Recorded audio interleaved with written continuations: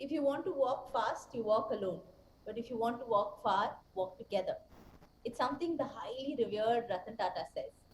And for years now, the Global Dialogue Forum has provided a platform to facilitate exactly this, the exchange of words, the exchange of ideas and actions that have a far reaching high impact all around the world.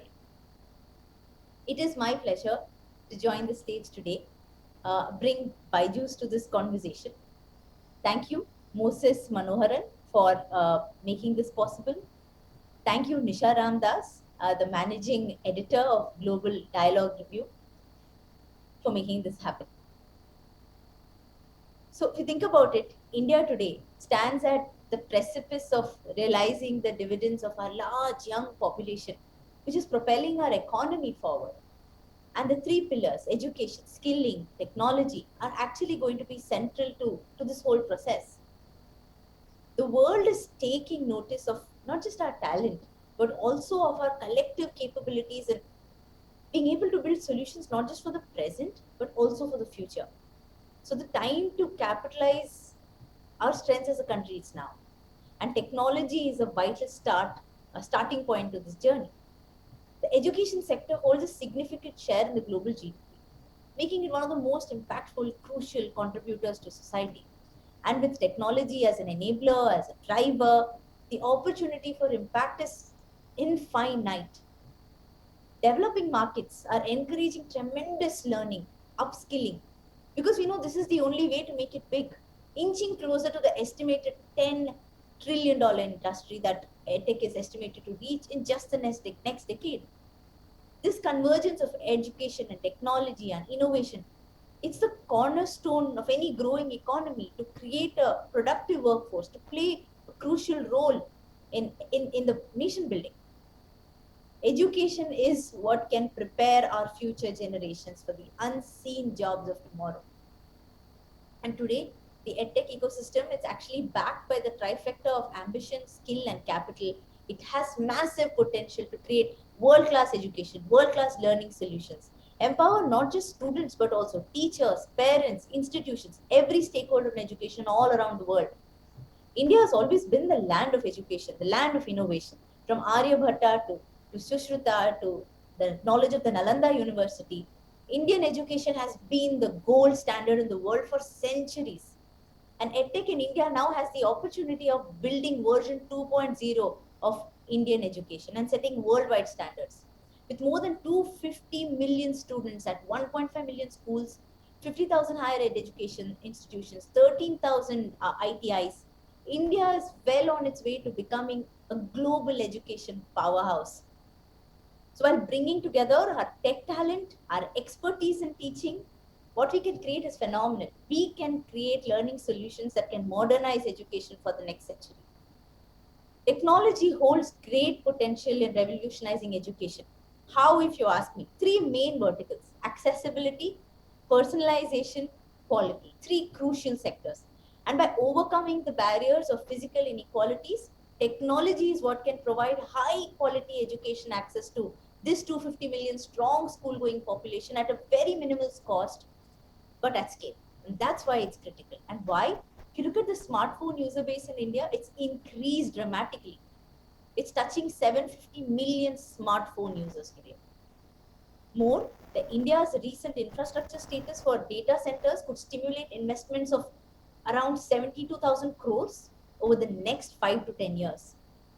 And supported by this infrastructure of data, of devices, we now can bring the best educators and resources to students, no matter where they are, the remotest parts of the country.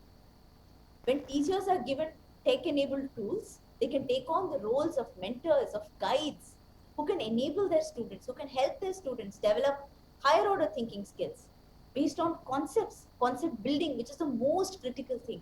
And as a teacher myself, I can tell you that every single student has a different way of learning, and every child has an innate potential and an innate talent. Technology can bring this out, and it can shape this talent by personalizing education. Every child is different. Technology realizes that. Teachers realize that. So it helps adapt to the pace, the size of every student's learning need, and makes learning interactive, makes learning engaging, makes learning fun. So this interactive tech-enabled learning environment can benefit a student so much. It can build skills, problem-solving skills, critical thinking skills, creating jobs for the future. Because if you think about it, the future is not going to be degree-based. It's going to be skill-based, right? So that's why it's so important to equip students today with the right skills. Today we find ourselves at the epicenter of entrepreneurship in India, especially when it comes to edtech. KPMG estimates that there are more than 3,500 edtech startups in India as of 2021 August. The HRD ministry projects that India's edtech expenditure is going to reach $10 trillion by 2030. Once a niche sector with an ambitious vision to transform the way the world learns, investments in edtech, faith in edtech has surged when you compare it to the previous decade in 2010. The government has played a crucial role in the development of this entrepreneurial startup ecosystem as well. Startups in the country have been able to create an estimated 40,000 new jobs over the year, taking the number of jobs in the startup ecosystem to 1.7 lakh. That's a big number. And the Indian government recognizes the importance of collaborating with disruptive innovators, the best entrepreneurs, the best minds across the value chain, improve public service delivery. For example, under the Startup India Seed Fund scheme, which went into effect in April, a corpus of close to 1,000 crores is going to be spent over the next 4 years to provide seed funding to eligible startups. And then a crucial role forward for EdTech is to be a key supporter or enabler of the government in achieving these educational goals that we've set for ourselves as a country. In 2019-20, India allocated $88 billion of public funds for education, with the education budget exceeding 1 lakh crore rupees for the first time. The government is now increasing public investment in the sector to 6% of India's GDP.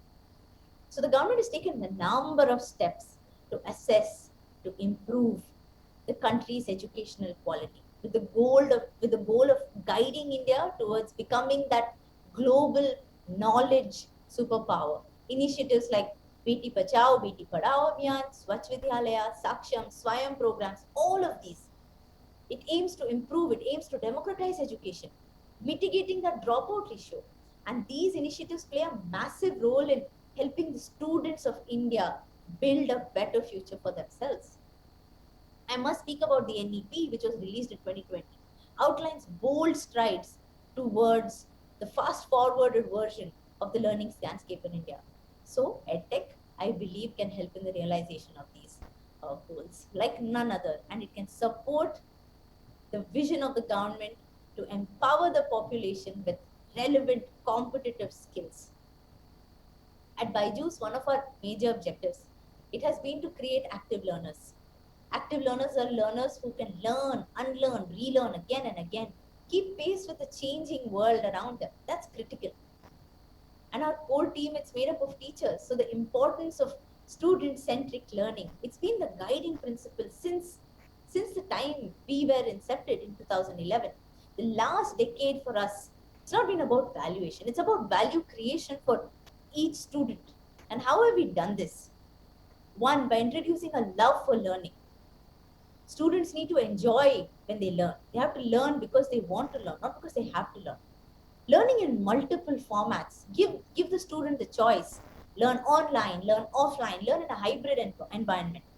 By creating employment for thousands of teachers in India, we've created 12,000 teaching jobs, all women, over the last 18 months, enabling highly qualified women to teach from home.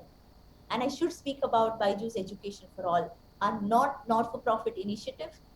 Over the last 15 months, we have reached 3.4 million children from the most underprivileged parts of the country, and we've enabled them to learn. So we've revised our target to take learning to the furthermost parts of the country to 10 million students by 2025.